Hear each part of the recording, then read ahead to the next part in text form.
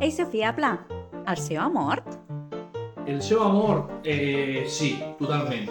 No, és broma, no, el seu no ha mort, almenys de moment. En aquesta puncada tampoc ha mort, ha ressuscitat. Tres motius que ho expliquen. El primer, les estadístiques mensuals del volum de cerques que es fan a Google augmenten, no s'han modificat, per tant, no s'ha mogut una mica els hàbits.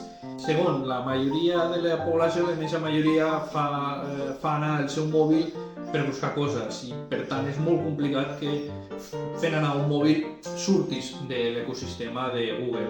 I tercera raó, fins i tot els una mica fanàtics que fem anar molt el ChatGPT, fins i tot el ChatGPT acaba fent o acaba utilitzant pàgines web per mostrar els propis resultats. I a més, les estadístiques d'ús el que indiquen és que no ben bé fas un ús de ChatGPT en la línia que la fas o amb la mateixa intencionalitat que ho fas a Google.